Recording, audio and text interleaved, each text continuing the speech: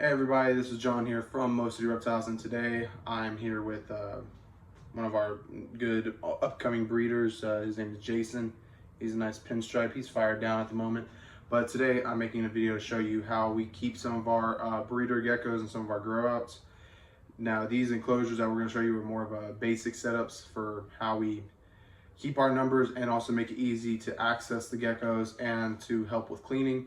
We do keep most of our animals in bioactive enclosures, but with having so many numbers of geckos, it does make it kind of hard to keep all of them in bioactive.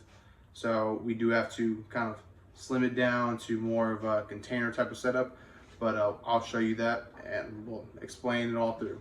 So this is kind of how our juvenile enclosure, subadult enclosures look like. These are for mainly our geckos that are about 30 grams, maybe a little below, maybe a tiny bit above. The gecko that was actually in here just sold today, actually. So that's why all this mess is here. I just sold her. But what was in here was a female, about 32 grams. And for all our females, we provide a humid box, or this one's not even wet anymore because I haven't sprayed it. But we provide a lay box, a little humid box. We provide cork in all of them, so they have something rough to rub up during a shed, and also just a different climbing surface. Then with most of them, we provide these pool noodles for a little bit extra climbing space. Now there's always that person who's, they get stuck in here and they, I heard some of them dying, but we usually cut a little slit in it, and even when they go in there, they never have trouble getting out. We've never had a problem. And then for most of them, I provide either like a box or just some type of weird little hide. It provides more of a climbing space. And at night, when I cover all this stuff up, it used to have a little more leaves, more coverage, have a little hole right here they can go in. And then of course their food, we kind of just put it to the side like that. It's a little messy right now. But that's the basis of it. It's kind of good enough for a grow out. Right here it says 43, this is the wrong gecko. None of these geckos are, you can see this one above here, nothing in there, but it was 34. This, I just wrote random stuff here before. But this is kind of how it looks for our subadults. Once they reach 40 grams, then we upgrade them to something bigger. But this is the basis for one gecko. And right here is what our baby enclosures look like. So as you can see, we still use the pool noodles. I usually provide 2 of them. It's usually a pink and a blue one, as you can see. And we give some fake foliage right here, some green foliage, just to promote, hiding, and also help with when we mist it and spray it, they'll drink from the little droplets. And then we usually put their deli cup right here. This one, there's no baby in here right now, but hasn't been a baby in here in like 2 weeks. So as you can see, that's a little dry, but there's nothing in here.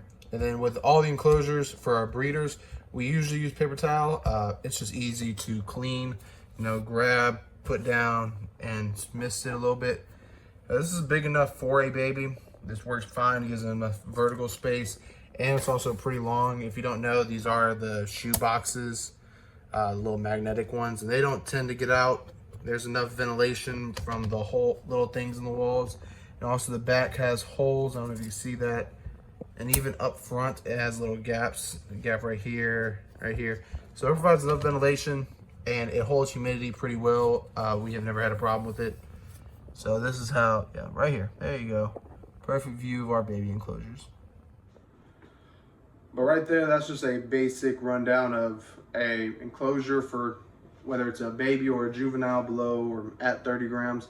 Those work for us. We are breeders, so these do help us out a lot, making it not so complicated to clean up and then find eggs and just things of that sort.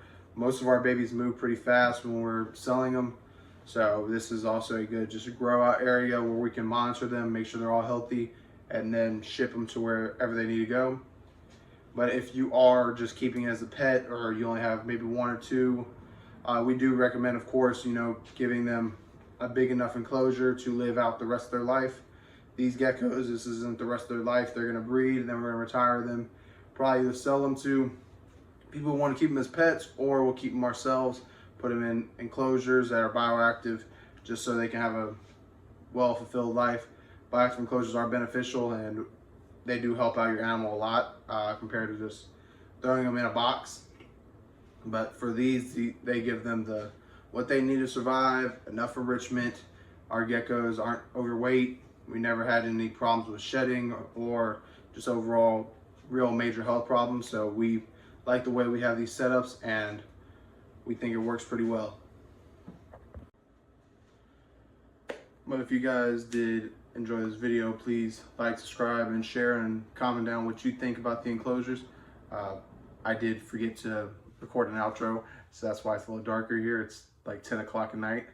But again, thank you very much, and we'll catch you later.